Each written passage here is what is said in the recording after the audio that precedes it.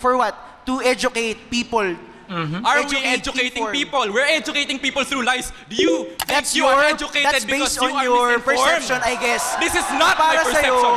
Kung para sa'yo, isa itong kasinungalingan, that's your perception. Hindi lang naman ikaw ang manonood, hindi ba? Magandang araw po sa inyo lahat, Sir JR po ng Usap-Usap University, and we are back at it again with another episode. Ang ginagawa po natin usually, we would talk about religious debates, religious discussions. For today, this is a high school debate, isa po sa mga paboritong source video po natin, and this was requested via Facebook, yung importance daw po ng mandatory debate. So to put things into perspective, I believe the reason for this debate was yung kainitan nga po ng eleksyon, di ba po? If you remember the presidential election, pagkatapos nga po umaupo ni Pangulong Duterte, syempre po kinakailangan meron pong hahalili sa kanya, and usually we have the tradition of a presidential or vice presidential debate. So ang question po kasi dito is, why is debate important? Lalong-lalo na po sa public discourse, matters of domestic politics, bakit importante magkaroon ng mga debate? So yun po ang kanila pong pag-uusapan, kanila pong pagdedebatehan ng mga estudyante. Sa akin pong background sa pag-analisa, ako po ay dating university debater mula po sa MSU IIT sa loob po ng 3 taon. Ako rin po ay nagdebate sa ABS-CBN News Channel, at ako ay miyembro ng isang international public speaking organization, ang Toastmasters International. Kung hindi ka pa po subscribe, please do. Yan, napakalit lang po na bagay yan, yung pag-click ng like at pag-click ng subscribe, pero malaking tulong na po yan para ma-promote pa po ang Usap-Usap University. And shout out po sa mga estudyante, high school, university, sa mga nagpa-follow po sa atin ng mga elementary school. Maraming salamat po sa inyong pagsubaybay. So ano pang hinihintay natin? Let's watch this video together. Let's go. Hi schoolmates, mandatory public debate sa political candidates, dapat o hindi dapat. Ngayong election season sa bansa, kaliwat kanan na ang pangangampanya ng mga kandidato na tumatakbo sa iba't ibang posisyon. Sa ngayon, marami rin sa ating mga kababayan ang hindi pa buo ang kanilang desisyon kung sino-sino ang kanilang iboboto. Kaya malaking bagay din daw kung gagawing mandatory ang public debate para sa mga political candidates nang sa gayon ay malaman ng publiko ang kanilang plataforma, gayon din ang kanilang husay sa pagharap sa mga tanong ng bayan at makilatis kung sino ang tunay na nagsasabi ng katotohanan. Subalit sa ilan, hindi naman ito nararapat dahil puro pangako lamang raw ang kanilang bibitawan sa mamamayan. Higit daw na mas matimbang ang kanilang mga nagawa at magagawa para sa bayan at hindi ang mabubulaklak na pananalita lamang. Kayo mga schoolmates, dapat nga bang gawing mandatory ang public debate sa political candidates? Schoolmates, dapat nga bang magkaroon ng isang mandatory public debate para sa lahat ng kandidato ngayong darating na eleksyon? Actually, Sky, napaka-relevant ang topic na to ngayon dahil all the buzz in social media is about yung paghahamunan ng mga kandidato sa mga debate-debate. Pero sabi nga daw ng iba ay mas nakakatulong nga daw ito upang lalo nating makilala ang ating mga kandidato. Tama ka dyan, Tresha, pero marami pa rin ng maalma dito dahil hindi naman daw sapat at hindi matutugunan ng mga public debates na mas makilala ng mga botante ang kanilang mga iboboto. Kaya naman, Tresha, simulan na natin. Very interesting at napapanahon ang ating pag-uusapan. Huwag na nating patagalin pa para sa ating unang grupo na naniniwalang dapat gawing mandatory ang mga public debates para sa lahat ng mga kandidato sa eleksyon. Sila ay sina Eldon, Jamaica at Hazel. Ang pangkat dapat na naniniwala na dapat gawing mandatory ang pagsali ng lahat ng political candidates sa isang pampublikong diskurso. Bakit? Una, ito ay nagbibigay ng patas na imahe sa bawat kandidato. Pangalawa, dito natin maririnig at makikita kung ano-ano ang kanilang plataforma. Ngunit, hindi lamang kung ano ito, kung papaano nila ito gagawin sapagkat magkakaroon ng mga tanong mula sa media, mamayang Pilipino o maging sa kanilang kapwa kandidato. Hindi gaya ng isang individual na komersyal, maaari mong sabihin na kaya ko magbigay ng libreng pabahay sa bawat mahirap.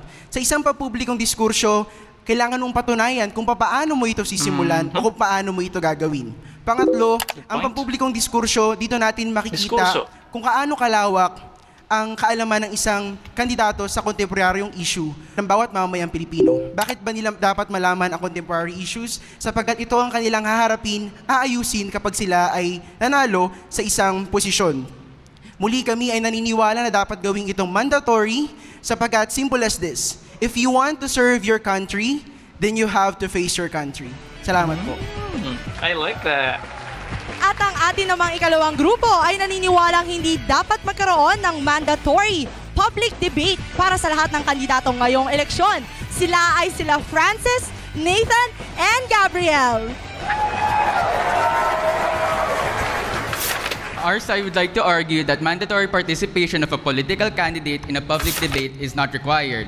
Though there are other platforms that can showcase an educational background, their platforms, and their capabilities in action, such as rural campaigns and one-on-one interviews. And most of these platforms are not time-constrained and not manipulated by the commentary afterwards in a broadcasted public debate. And although these public debates start during the middle of a campaign period, the voters have already decided on who they want to vote before these public debates have even started. That's why we believe that mandatory participation of a political candidate is not required in a public debate. Schoolmates! Simula pa lang yan pero mukhang magiging maganda ang debate natin ngayong gabi. Pero guys, remember na hindi lang mga debaters natin ang pwedeng makialam sa ating issue ngayong gabi dahil kasama ko pa rin ang mga schoolmates natin mula sa College of San Benilde, Rizal.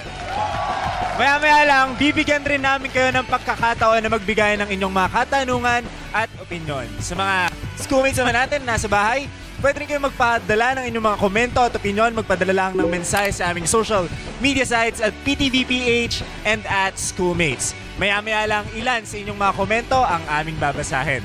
Sa aming pagbabalik, simula na naman ang isang mainitang diskusyon dito lang sa Schoolmates! So, ang sinasabi dito, na kinakailangan gawing mandatory ang pagkakaroon ng public debate sa mga political candidates. So, pag sinasabi nating mandatory, of course, kumbaga merong batas or merong rule, o agreement na kinakailangan i-force sila. Hindi ka pwedeng mag-refuse, you really have to do it. So, ang ina-expect ko sa pagiging mandatory ng isang public debate, mamimension ng pro side na ito ay gagawin ng Commission on Elections, sila mag-regulate nito, and it has to be quote-unquote fair, apparently. But on the other hand, the way the anti phrased the opening statement, it's not required instead of the word mandatory.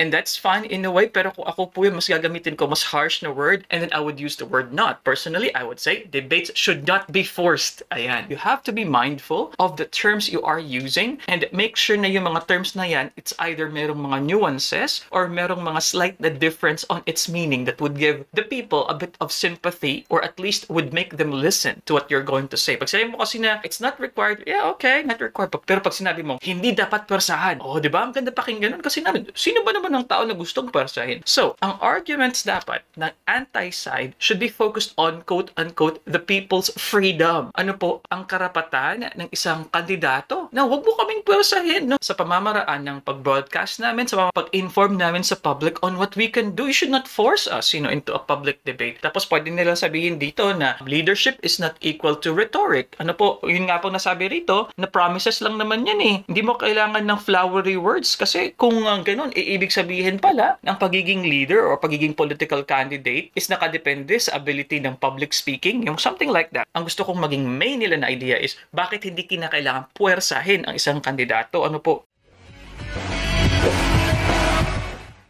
Balik ang schoolmates kanina guys sa pakinggan na natin ang opening statements ng magkabilang grupo mula sa kanilang mga team leaders patungkol sa ating topic kung dapat bang gawing mandatory ang public debate sa lahat ng mga kandidato ngayong eleksyon.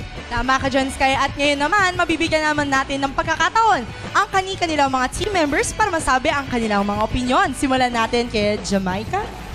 Nabanggit po kanina na sapat na ang credibility, ang platform at one-on-one campaign ng mga kandidato upang makilala natin sila at iboto. Hindi ako sangayon dito dahil isa ang public debate para makilala natin ang mga kandidato kung totoo ba yung mga credentials nila. At tulad nung sinabi ng una kong teammate na maririnig natin kung paano nila makakamit yung mga solusyon na kinakaharap ng problema natin. Isa din sa public debate, malalaman natin ang kaalaman at kalawakan at ang difference ng political views ng kandidato natin sa mismong sa ating mga botante. Yun po. I find some of the statements yung sa opening kanina, na medyo mga assumption nga po kasi sinabi niyo doon na magiging open yan sa pagmamanipula ng media. So assumption yun kasi nga if there will be a rule or a regulation by the COMELEC, so definitely magiging fair naman yan. Wala naman kumbaga side comments katulad po ng isang reactor na hindi naman reactor kasi yung mga sinasabing moderator. Yung sa pro naman, syempre sinasabi dito na makikita mo kasi yung excellence ng isang political candidate at hindi lamang yon, makikita mo yung plataforma at paano niya gagawin, which would actually make sense din, di ba? Kasi iba yung nagsasalita ka lang na this is what you will be doing, pero kung hindi mo naman pala alam kung paano mo gagawin yon, so wala rin. So para ang nangyayari yun nga, pangako lang din sa hangin. In a way, yung argument po na pangako, na napapako, it could be utilized by both sides mga ka-youth, which I really like. And sinasabi rin dito na kinakailangan na makita natin yung kanilang knowledge sa mga contemporary issues. And gusto ko yung parting phrase ng pro na you have to face the country in a public debate. Maraming salamat, Jamaica. Ang naintindihan ko sa sinabi ni Jamaica na ang mga political or public debates na itatanghal natin, mas makikilala daw natin ang ating mga iboboto, kung ano ba ang kanilang mga political views, kung paano nila ipaglalaban ang kanilang mga nais na plataforma. Yun ang magiging epekto pa magkakaroon daw tayo ng public debates. Ngayon naman, Nathan, sang-ayon ka ba dito? Ang aming grupo ay naniniwala na hindi dapat gawing mandatory ang public debates para sa mga political candidates na nais tumakbo ng posisyon sa ating gobyerno. Dahil unang-una, wala tayong kasiguraduhan kung tama o totoo ang mga impormasyon na ipinapahayag nila sa public debates. Pangalawa, they just let the masses hear what they want to hear para makuha ang kanilang boto. Mukha bang ibibigay nila kung yung hindi gustong marinig ng mga tao? Siyempre hindi, paparinig nila yung gusto nilang marinig. At pangatlo, naniniwala kami na hindi sapat ang impormasyon na ihahayag sa isang debate dahil hindi masinsinang natutugon ang mga adhikain ng kandidato sa darating na eleksyon sa isang debate dahil sa mga iba't ibang factors na maaaring mag-contribute tulad ng time constraints at iba pa. Okay, maraming salamat kay Nathan. Ang sabi nga ni Nathan kanina ay enough na nga daw ang sinasabi ng mga one-on-one campaigns ng mga kandidato dahil may marami nga daw mga factors ang pwedeng mag-contribute upang hindi fully ma-realize yung potential na sinasabi ng isang kandidato, for example, ang time constraints. Pero, ano nga bang masasabi mo dito, Hazel? Sa pag-aanalisa po ng debate na ito, I'll be standing in the middle. Apparently, gustong-gusto ko ang debate. I've been doing it for many years when I was in university and even in law school. Pero for this debate, I'll be in the middle. I'll just try to understand and appreciate. I'll just try to stand in the middle and appreciate yung both sides for what it is worth, mga ka-U3. So, yung sa pro, dahil yun nga, syempre, lahat po yan, yung tinatawag po natin na proposition or the government side. Ayan po yung mga terms po sa both sides. So, yan po yung mga terms na ginagamit natin sa first group. Yan. So, needed po na i-establish usually sa first speaker. Pero dito po, dahil meron silang opening statement kanina, so ito directly ang ginawa ng first speaker, yung babae kanina, is nabigyan siya ng rebuttal directly. But always remember mga ka-youth, hindi lamang po tayo nagre-rebut. Hindi ang dapat natin sabihin yung mga problema sa argumento ng kabilang side. Pero kinakailangan mo i-build up din yung case ninyo. So, ganun po ang mas mabuti pong strategy. So, sinabi niya rito sa government side na kinakailangang malaman nga yung katotohanan sa mga sinasabi ng isang politiko, na kung paano niya gagawin ito. So, it's very important. Although, honestly, I really would want them to focus on the truth. Yun ang mas magandang argument din for the government side. Na ang purpose kasi ng isang debate is para malaman ang katotohanan. Para malaman natin ano ba ang tama, sino ba ang dapat. At saka yung sinabi kasi kanina sa opposition side naman na pwede naman kasi magsinungaling. Mas maganda nga yun kasi nga na-expose yung mga politiko at yung mga viewers na nakikinig could one, be enlightened with a particular issue, and number two, could counter-check, could verify. So while yung pag-moderate po nito, for example, by COMELEC, is fair, quote-unquote, neutral, pero doon na magkakaroon ng public opinion and public research yung iba para malaman kung ang politiko na yan ay nagsasabi nga ng katotohanan o hindi. So I think pwedeng i-focus ng government side dito. Yung one-on-one lamang na campaigns, yung mga meeting de avance, yung mga radio interviews, mga TV interviews, mga ads, syempre, worse na yung ads kasi yung ads, ilang segundo lamang yun. These things are not enough. These things are not enough to understand the brilliance, the excellence, the capability of a political leader, and the public has to know para makilatis yung political candidate. But on the other hand, sa opposition, I'm really waiting for a more strong argument na pwede nilang sabihin. Kasi sinasabi lang nila dito so far that they would just say what the public would want. Hindi rin daw po masinsinan dahil may mga time limitations nga po sa debate. At sinasabi nga niya yung first point ng opposition na it could be a lie. Okay, so let's have the Article 3, Section 4 of the 1987 Constitution, which states that no law should be passed that will abridge the freedom of speech and freedom of expression of the people.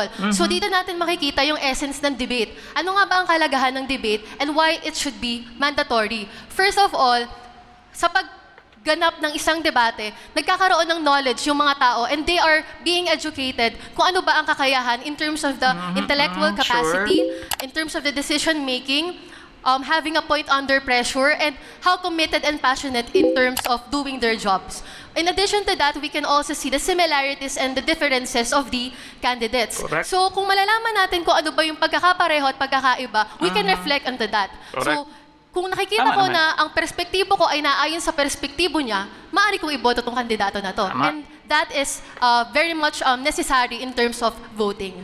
Alright, salamat Hazel. Hazel, mamaya klaruhin natin kung tama ba yung paggamit mo nung artikulo na binanggit mo patungkol sa freedom of speech. Mamaya palalimin natin yon. Pero ang naiintindihan ko, pinalawak lamang niya yung naunang sinabi ni Jamaica na mas magkakaroon ng perspektibo ang mga voters kung sino ba talaga yung dapat nilang iboto, kung aligned ba ang mga values and principles sa pinaglalaban ng ating mga kandidato pag sinabi nila ito sa mga public debate. Maganda yung nasabi nga na freedom of expression. Well, first, Sky has a point that whether this is the appropriate argument or supports argument. Actually, sinabi ko nga dito, no, freedom at saka yung pagiging mandatory, would that be contradictory? Kasi kung sinasabi mo na nagbibigay ka ng freedom for people to express themselves, bakit mong ipipersahin naman yung mga kandidato na magsalita, di ba? So sana mas spot yan ng opposition side. So tingnan natin kung maging dynamic sila. Kasi you have to understand mga ka-U3, for these kinds of debates, my understanding is meron na silang prepared speech dito sa first part ng kanilang programa na kung saan pagkatapos ng opening statement,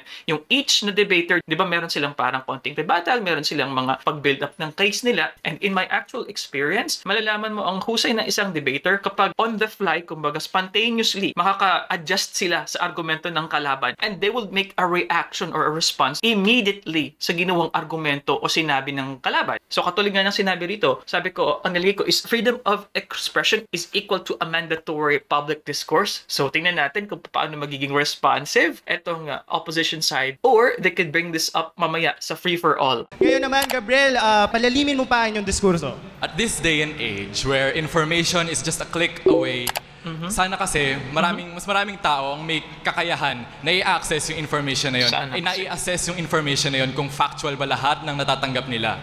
Ang problema kasi sa debate, at kahit sabihin nyo na sa debate matitrigger yung karapatan natin na makaalam, our right to know and to be informed, guys, kasi kung kasinungalingan lang rin ibibigay nila sa akin, hindi ko tatanggapin yun. Hindi ko gagamitin yung karapatan na yun in a sense na hahayaan ko ang mga kandidato na magsinungaling sa akin at sa taong bayan on national TV.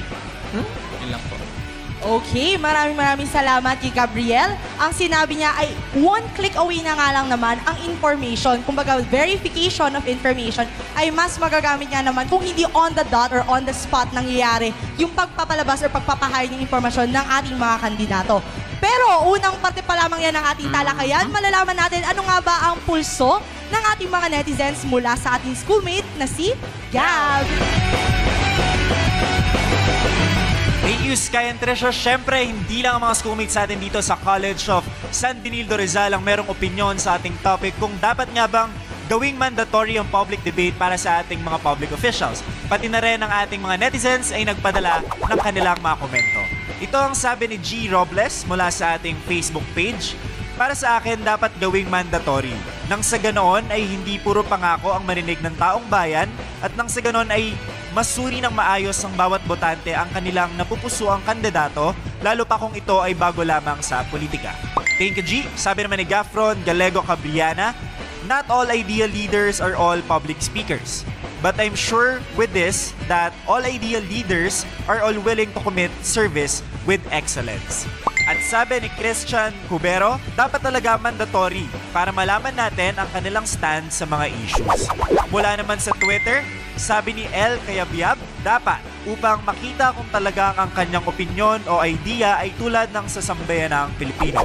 Mula naman sa ating IG o sa Instagram, sabi ni I am Nixie, dapat magkaroon ng debate sapagkat ito ang nagbibigay ng idea sa mga tao sa mga kandidatong karapat dapat manalo at makakatulong din sa pagkilatis sa lahat ng politikong tatakbo.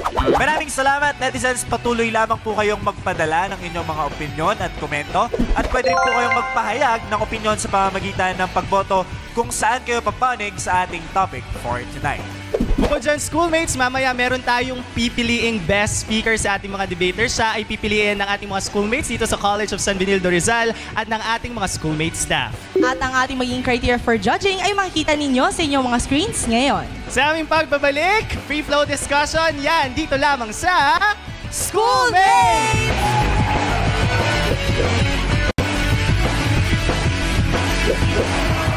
Welcome back, schoolmates! Ngayon, nasa free flow discussion tayo ng part ng ating debates. Ngayon, guys, bibigyan namin kayo ng mga katanungan at free kayong magsagutan at magbalik pa ng iba pang mga katanungan sa ating mga debaters. Okay. If you notice, by the way, kanina yung sa mga comment ng mga netizen, so most of them really agree. So I really like the two concepts here. Yung word na pagsusuri at pagkilatis. Very important po. That's why we have debate. And hindi to na-mention kanina, ako naisip ko lang on the fly din as I'm listening, to the arguments, na hindi kasi lahat din ng mga political candidates merong ability to spend a lot of money sa mga TV ads, for example, for public exposure. So in short, a mandatory public debate gives everyone a level playing field.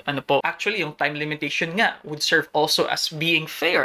Dahil lahat kayo, for example, will be given, for example, 1 whole minute to present their arguments or something like that. And it's fair to everyone, mga ka-youthi. So yun po yung perspective ko rito.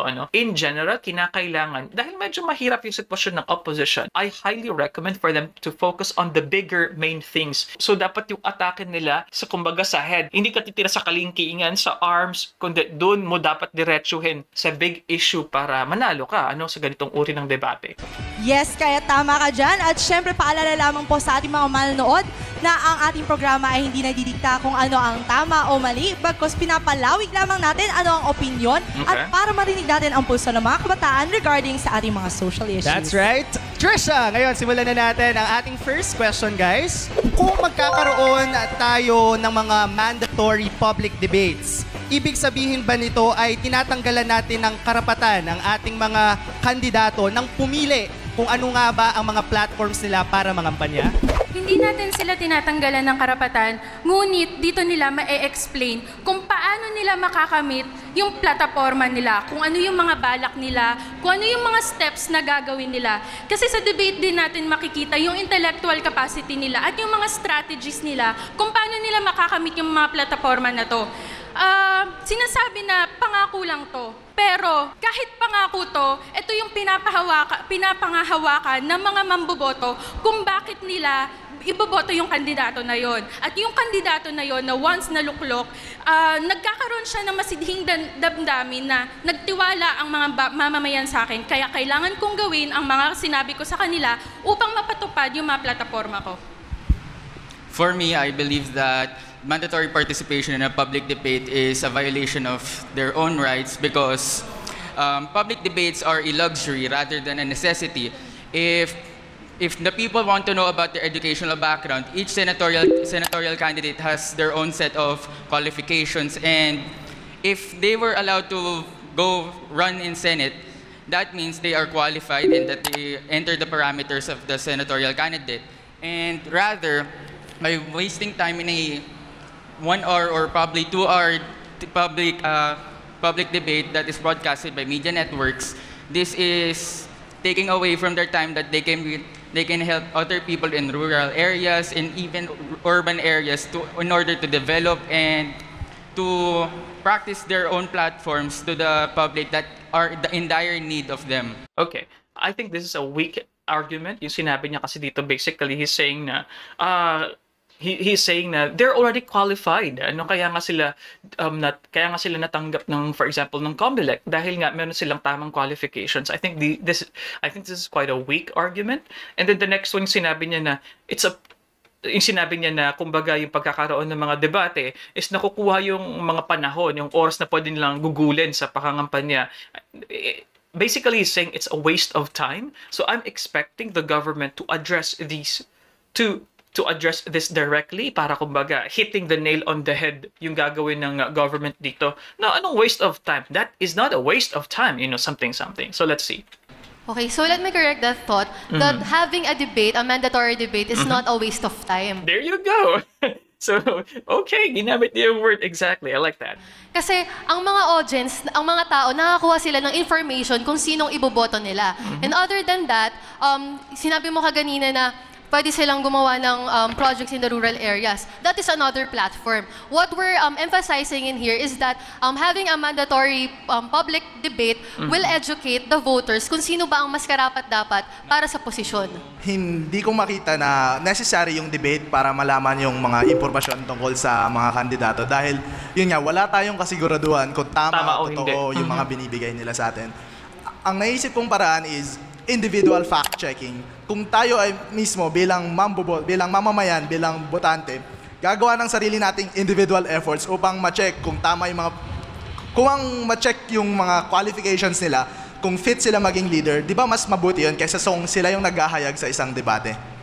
Nathan, klaruhin natin. 2 puntos. Kanina binuksan ni Francis na alam naman natin ang qualification sa mga tumatakbo. We are talking about all political positions na tatakbuhin ng mga kandidato. Tama? Now, ano ba ang qualification? For example, lagay natin sa mga senatoriables. What are the qualifications as per the Constitution? A senator must be able to read and write, must be a registered voter, and must be a natural-born citizen of the Philippines. Yun lang ang binigay na qualifications ng Constitution. Now, adding yung ability to participate in a debate would cause into a change of Constitution kasi yun nga lang yung binigay na qualifications ng Constitution, di ba? So, it would be a very, very drastic change kung ilalagay pa natin yung capability to perform in a debate kasi alam naman nating lahat na gaya nga nung nasabing opinion kanina from the social media na not all great leaders are great speakers. May issue kasi tayo ngayon na this is highly assumptive mula po sa opposition side. Yung sinasabi niya kasi rito na yung qualifications na binibigay, for example, for a senatorial candidate, qualification is not the same with what should be done more. Yung qualification is what is needed prior for your candidacy's approval. Itong mandatory public debate, hindi naman yung qualification Ang sinasabi dito, public debate is actually an action that they would be doing. Supposing, of course, na gagawin mandatory yung debate na ito by the COMELEC. So, hindi ko ma-tie up yung logic, yung pre at saka post-approval ng candidacy kasi hindi pareho yun. But anyway, kung ako yung proposition sa government side, what I'll be saying is, sinasabi kasi dito na hindi na kailangan ng public debate, sabi ng opposition, na magkaroon na lang ng individual fact-checking. So, ang question dito ng government side is, if not mandatory ang public debate, sapat ba ang status quo para mas masinsinang makilala o makilatis ng mga voters ang mga politicians? Nasasolve ba nito ang mga current problems natin? Kaya hindi na natin kailangan ng pagbabago? totoo ba yung mga credentials at yung credibility ng mga kandidato. So dito sa debate natin makikita kung yung mga qualifications na yon at yung mga credentials nila na yon, totoo ba? Kasi dito natin masusukat yung mga sinasabi nila na can they work under pressure? And then can they think fast? How can they solve the country's problem in an intellectual way? Okay, sa ating mga debaters, lilinawin natin, mag-proceed tayo sa ating susunod na question. Ang sinasabi nito ay, hindi daw masusukat ang sincerity at leadership skills ng isang kandidato sa mga public debates. Ano ang masasabi ninyo rito? The underlying issue sa public debates is politicians lie. Some lie more than others. Ang problema dito, we're giving them the luxury to lie to us on national television. Guys, kung gusto nyo makilala yung mga candidates na gusto nyong iboto, research, do your part as voters. Kung gusto nyong mas makakuha ng more information regarding them from a personal side, from their side, guys, we have interviews, we have so many other ways, we have so many other mediums to use sa paghanap ng information regarding our candidates. That is a dangerous assumption. That's a very dangerous assumption by the opposition. Madaling i-rebut yan. Tingnan natin anong sasabihin ng government. Public debate is a constant stream of data, and with each question consisting of 1 minute and 30 seconds, possibly 1 minute and 30 seconds to find a rebuttal and to answer, these data that are spat out by the political candidates may have unknowable accuracy and may be manipulated by them in order for them to sound promising and in order to get more votes. And rather, I believe that even though they may speak properly and they may provide platforms that are very pleasing to hear, these are not accurate portrayals of what their capabilities are and what their moral fiber is. Okay, question. So, ang TV ads, is that an accurate depiction of the person's leadership skill? Or ang isang one-sided interview, kukuha ako ng paborito kong interviewer, for example, si Boy Abunda, and then I would pay for that particular time slot para mabigyan niya ako ng mga katanungan. Is that also fair? Or, merong isang moderator, sa isang public debate na kung saan equally nabibigyan sila ng oras na magpahayag ng kanilang mga excellent na mga points or plataforma and how they will be able to reach it. Well, that's the role of debate. Is that the role of debate? Di ba ang nais nating makita sa debate is yung argument. So lalabas dyan lahat ng linis, lahat ng baho. Matter of gaano tayo ka-rational as voters. So doon papasok wherein dapat ba nating iboto to or hindi. Meron din tayo kasing tinatawag na Freudian slip. So when you are under pressure, mas nasasabi mo kung ano yung talaga yung naiisip mo at kung ano yung nasa puso mo. So you cannot lie. And you cannot say na on the debate, may bias na papasok. Kasi sa media, ang focus nun, parehong side. Walang side na pinapanigan. We're not saying that public debates are biased. We're saying that politicians are capable of lying because all of us are capable of lying. And to us, voters, ang public debate para sa atin dapat yan, hindi para sa kanila. Pero ngayon, sa panahon ngayon, ginagawa nilang para sa kanila. Ginagawa nilang platform to para magsinungaling sila sa atin. Well, I think that's your perception. You base that from your perception. Well, public debates, why focusing on the argument? Public debates aims is for what? To educate people. Are we educating people? We're educating people through lies. Do you think you are educated because you are your misinformed? perception, I guess. This is not my perception. Kung para sa'yo, isa itong kasinungalingan, that's your perception. Hindi lang naman ikaw ang manonood, hindi ba? Ito yon. How many times have politicians lied to us on national television?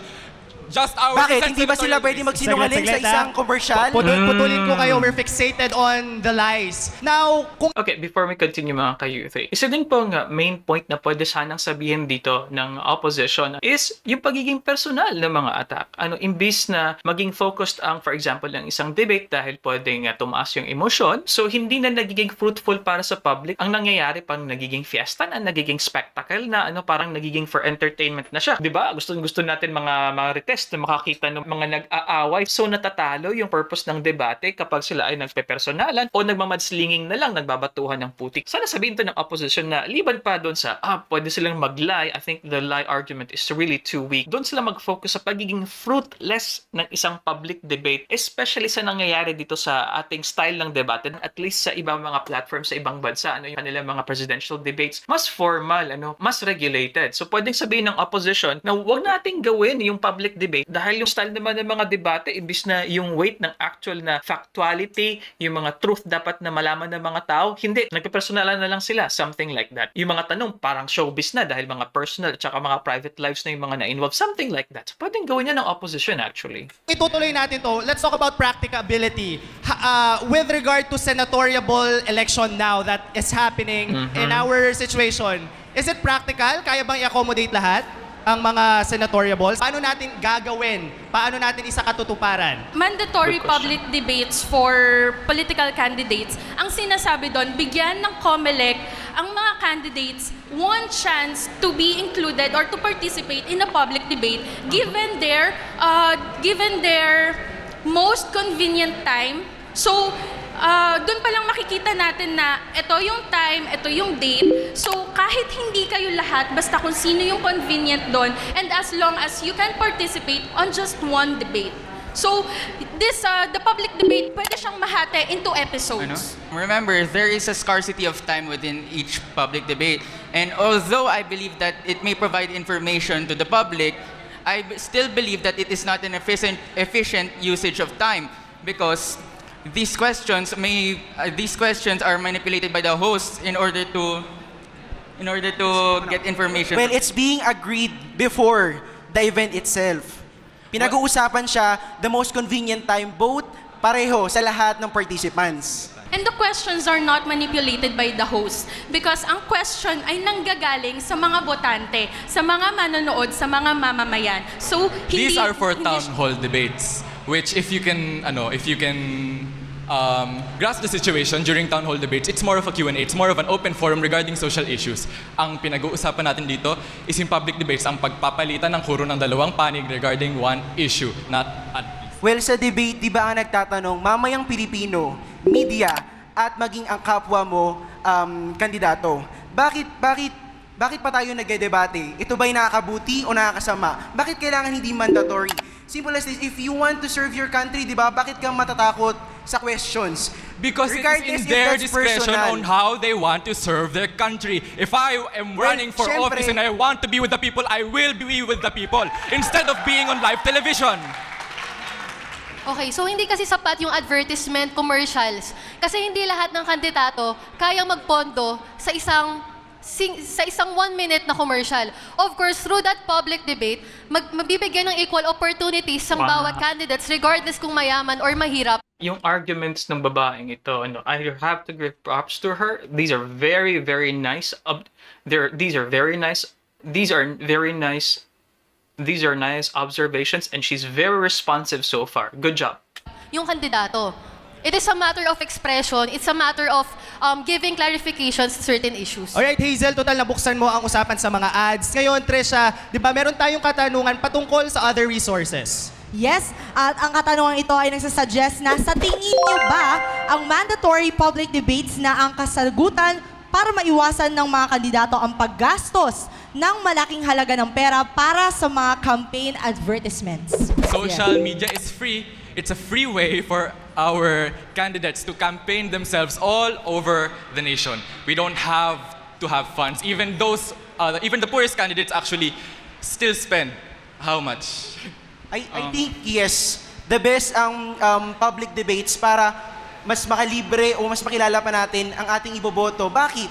Public debates, ang pinofocus naman natin dito kung ano yung platforms nila. Di ba dito natin makikita kung paano sila sumagot, their attitudes, kung paano sila humarap sa tao. Public debates would help us, hindi lang tayo, but also the candidates, ibabalance nito both sides. Yun ang sinabi ng opposition kanina. That was with the assumption that social media is a fair game. It's actually not. So I think sa mga ka-youth po natin, you are well aware na pwede po kasing immobilize na spam reports, for example. Or yung iba tinatawag natin na boosting. Meron pong feature na ganyan sa Facebook na kung saan pwede kang magbayad. And then the particular post or particular video, for example, sa Facebook page mo, mas makakaabot ang mas maraming tao. So yung boosting po is nandiyan yan sa mga social media platforms, Instagram, I believe, and TikTok as well, if I'm not mistaken, especially na yung mga owners po na kayang mag-spend na may malaking budget, ganun po yun. O yung iba, binibili yung mga likes, binibili yung mga followers, ano po. So, yun po yung tinatawag natin na inorganic na growth ng particular channel. And sa isang seasonal event katulad po ng election, so pwede pong mag-spend ng marami para mas maraming maabot ng mga tao through boosting, ano po yung kanila pong popularity sa social media. So far, hindi po na-spot yan ng government side. Sana na-spot din nila yun. And kung ito ay nakakasama, kung ito ay mas nakakasama o hindi nakadulot ng maganda,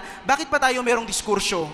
Aber? Kung titignan natin yung debates bilang way para makatipid sa campaign, edi parang nakita lang natin yung debate na isang malaking propaganda upang maging daan kung saan pwede nilang maihayag yung mga pangako nila sa mamamayang Pilipino. Ngunit, hindi ba mas nakakahihayo na kaya nilang magsinungaling, mag-sugarcoat ng mga words sa harap ng taong bayan sa national TV, at kung ipapahayag nila sa atin yung mga plano nila sa pamamagitan ng debate, tapos tayo maniniwala lang tayo sa pangako nila, hindi ba dapat tayo yung gumagawa ng paraan upang malaman kung totoong sincere sila at genuine sa mga approach nila? Nathan, we are fixated dun sa nagsasabi ba silang totoo or hindi. Now, what is your counter solution? What is your counter proposal? Kung hindi public, mandatory debates ang gagawin natin, paano nating lubos na mas makikilala kung sino ba ang mga dapat natin? Yun nga yung sinabi ko kanina mga ka-youth, if not maintain the status quo. So, yun na yung solution na mandatory public debate. Pero if we will maintain the status quo, kung walang pagbabagong mangyayari, enough na ba? Sapat na ba? Okay na ba tayo? Satisfied na ba tayo sa ganitong pamamaraan para mas makilala ng mga botante ang kanilang mga politiko? Ang una akong naisip is,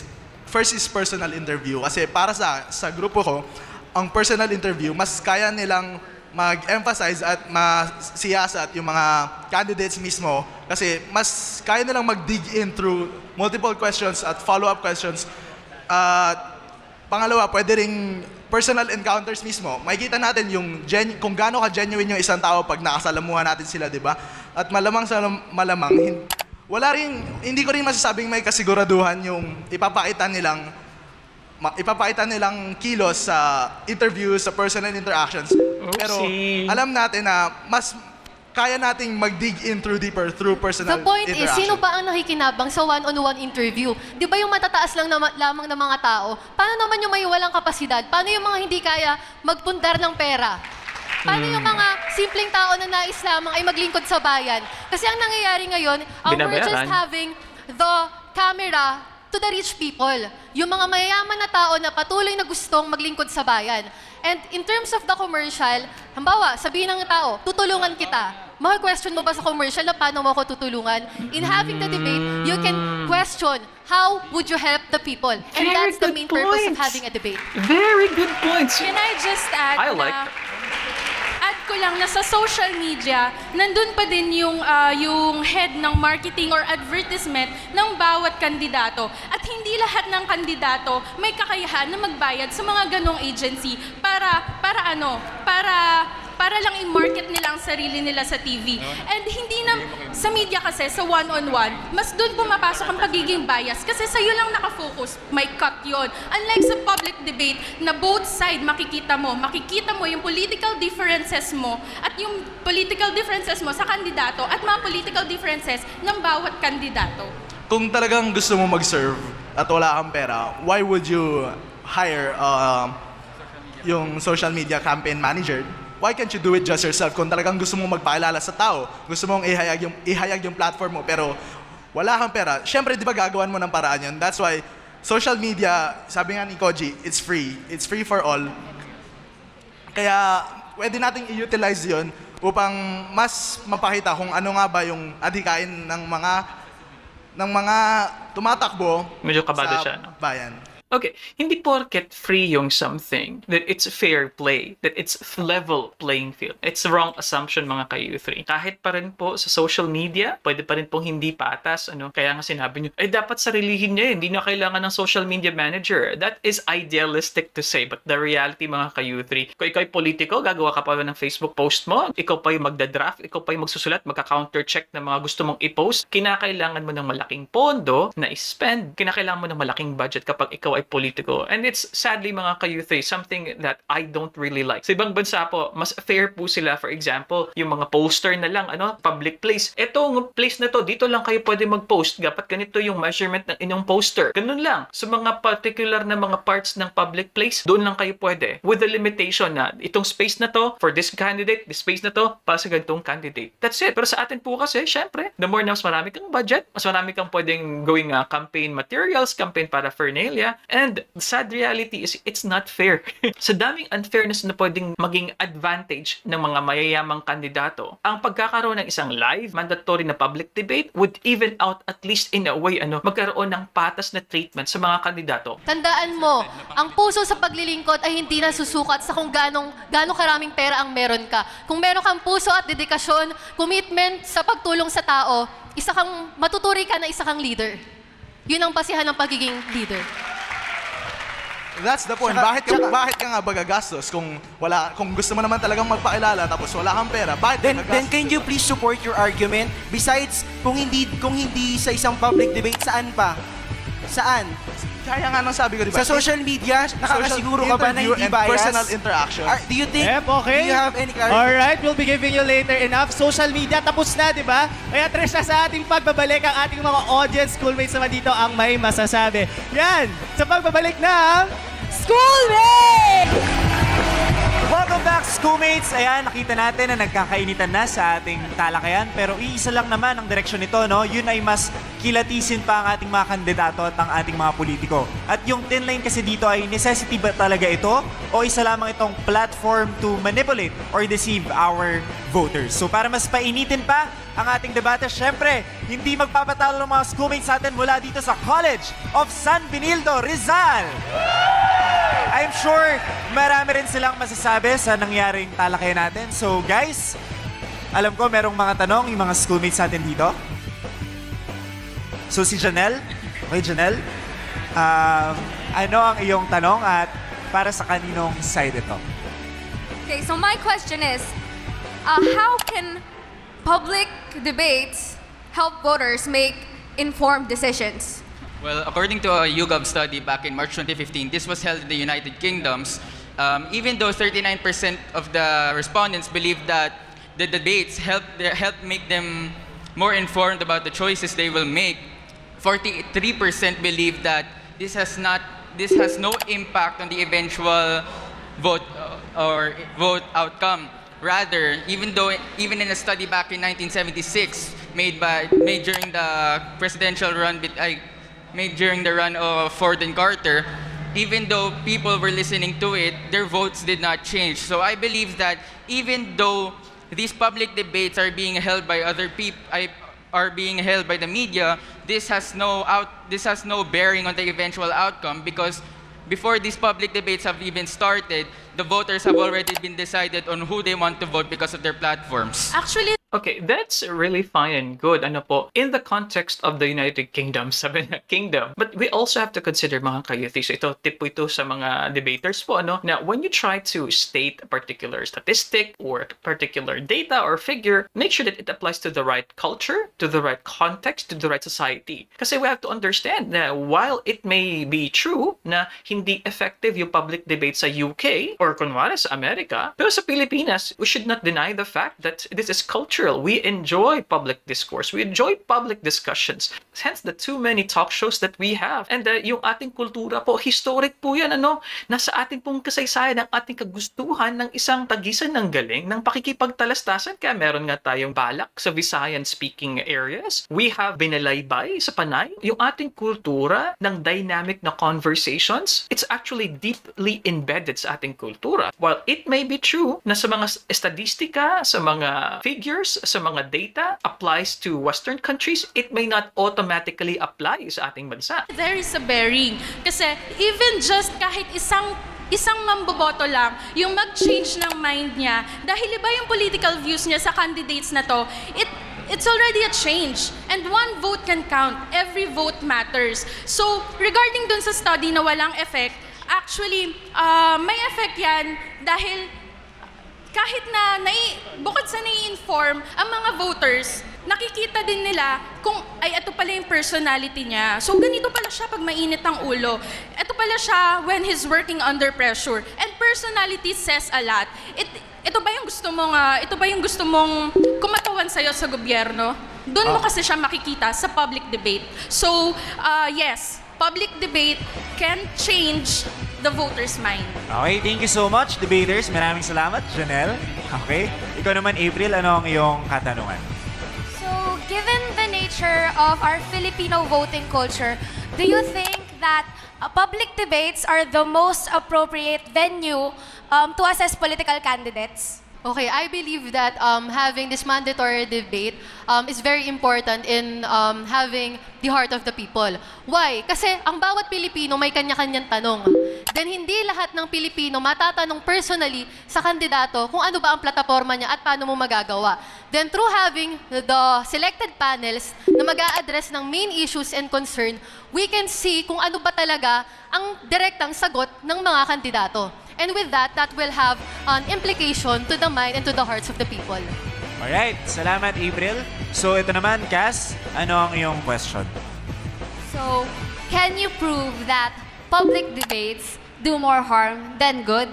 If so, how can you prove it? During our last senatorial debates, certain media companies have taken the liberty of fact-checking the statements made by candidates during those public debates. And unfortunately, our candidates have lied very many times. And this just comes to show that public debates are not enough. They are not the most appropriate platform for candidates for voters to distinguish whether their candidates deserve their vote. Baliktarin natin yung tanong. Ito ba ay mas nakakabuti o mas nakakasama? Ito'y mas nakakabuti. Bakit? Kung ito'y nakakasama, bakit pa merong diskurso? There's a debate for us to balance both sides para mas mapalawak pa yung parehong sides. Mas mapalawak, mas maging meaningful, at mas makita natin kung sino ba talaga dapat yung botohin natin, hindi lang based from platforms or kung ano man yung promises nito, but based from arguments, kung paano siya sumagot sa tao, paano siya sumagot sa kapwa kandidato, kung ano yung attitude niya sa harap ng camera. Kasi makikita natin yun sa isang public debates. Kasi mga tanong dun is a personal questions. Unlike sa isang commercials, you can just say na I can help without proving how. Alright, maraming salamat guys. Sa aming pagbabalik, ilang argumento pa ang ating maririnig. Kaya stay with us dito lang sa Schoolmates! Sa ating lahat ng mga Welcome back, Schoolmates! Naging maganda ang ating talakayan. Kaya naman congratulations sa ating lahat ng mga debaters. At syempre, ngayon naman, Sky, bibigyan naman natin sila ng pagkakataon para isara ang kanilang mga argumento. Simulan natin sa affirmative side kay Hazel. Go! Okay. So again, we stand on our ground that we believe that ang debate ay dapat maging mandatory sa mga tao. Kasi it will serve as an opportunity for the voters, for them to know kung ano ba ang kakayahan, kapasidad ng mga tumatakbo sa eleksyon, kung paano nila matutulungan at matutugunan ang pangangailangan ng bawat Pilipino. At doon malalaman natin ang intensyon nila sa mga mamamayan kung karapat-dapat pa sila. And we are rational. We are the one who's going to decide. It is just a matter of kung papaniwalaan natin or hindi. So that we conclude dapat gawing mandatory ang debate. Salamat, Hazel. Ngayon naman pakinggan natin ang closing statement ni Francis. Our side will still like to stand on our ground that mandatory participation in a public debate is not required. Because there are many more platforms that offer efficient use of the time and may offer a closer perspective of how the candidates are with the most fortunate and even the unfortunate. By example, rural campaigns and even one-on-one interviews wherein they show who they truly are to a person because they are being broken down both educationally and how their morals are. Sky Tresha, I'm sure napakarami nating natutunan sa ating debate ngayong gabi. Kaya kasama ko ang isa sa ating mga audience schoolmates, si Julia. Julia, ano naman ang iyong natutunan sa ating nangyaring talakayan? So, base sa punto ng dalawang team, una, ang nakuha ko sa panig ng sang-ayon na ang credibility, yung platform, siya campaign, madali ma-manipulate. Pero kung magkakaroon ng public debate, dito mo makikita kung ano ba talaga yung puso ng candidate. Kasi dito mo makikita yung under pressure na mararamdaman nila. Yung pressure, I mean. And yung sa hindi sang-ayon na part naman, oo nga, nagsisinungaling yung politicians, gusto lang nila sabihin yung gusto marinig ng masa. So what more kung public debate pa siya? Siyempre, hindi magiging maganda ang ating naging debate for tonight, kundi dahil sa ating mga magagaling na debaters. Once again, palakpakan ninyo ang inyong mga sarili. Ayan, siyempre, talaga namang napakahusay nilang lahat. Pero, isa lamang ang ating napiling best speaker. So guys, Hazel. Ako gusto ko si sino Hazel. sa tingin nyo ang ating best speaker? Si Hazel ako, si Hazel. Di ba kayo yung pumoto kanina? Sino? Si drumroll. Ayan. Para sa kanyang ipinamahalas na husay at galing sa pakikipag-debate at mga argumento at rebuttals na nagpabilib sa atin, our best speaker for tonight is... Hazel! Alright! Got it. Congratulations, Hazel, at sa lahat ng ating mga debaters sa napakagandang debate. Ayan. Congratulations, pare-parehas kayong magagaling. Okay. Samantala, patuloy lamang po kayong bumoto sa team na nais yung panigan sa ating debate na to sa ating mga social media accounts. Ngayon naman guys, just to synthesize our debate na nangyari, pare-parehas po na may punto ang magkabilang grupo, but I have to highlight this one na it would be unconstitutional if we would be adding another requirement na kailangan mag-participate sa mga public debates because hindi naman po nakalagay ito sa ating konstitusyon na kailangan ay magaling at mag-participate ito sa mga debates. So nagkakaroon po ito ng discrimination, nagiging discriminatory po ito para sa ilang mga kandidato natin na hindi naman po talaga ay gustong makipag-participate sa mga Ayun. Oops, mali po yun ha. Mali po na paraan po ng pagtingin o pag-assess ng isang debate. Ano po, ganito po kasi yung mga ka-youth. Hindi porke na hindi legal, quote-unquote, o hindi constitutional, hindi na tayo magdedebate. Kaya nga merong diskurso, kaya nga po merong ganitong pagcha-challenge kasi wag mong gagawing standard yung current na batas. Hindi po ganun yun eh. Kasi nga po, even sa kongreso na gumagawa ng batas, meron silang debate kapag papalitan ang batas o magkakaroon ng isang bagong batas. So mali po yung mga ka-youth na porke ito ay kontra so far sa kung ano yung nakasulat sa ating constitution ay mali na agad. What is legal is not moral. Yung legality is not always about correctness, mga ka-youth. So mali po na pag-adjudicate yung nasabi dito ni Sky so far. Public debates. However, hindi po natin tatanggalan ng punto na ang mga public debates nito ay nagsisilbing mga avenue at platforms kung saan we expose those candidates sa mga kung sino nga ba sila, and yun para ang mga botante natin, they would make sound and intelligent decision kung sino nga ba ang mga iboboto nila. Especially nagkakaroon tayo ng senatorial election ngayon, especially sa mga senators na debate is key para sa kanilang responsibilities that they would be crafting our laws. So may kita natin dito kung gaano ba sila kagaling, kung paano nila ipaglalaban, paano nila ma-persuade tayo at saka ang Kongreso, ang Senate na dapat isabatas ang mga proposed laws nila. Yun lang.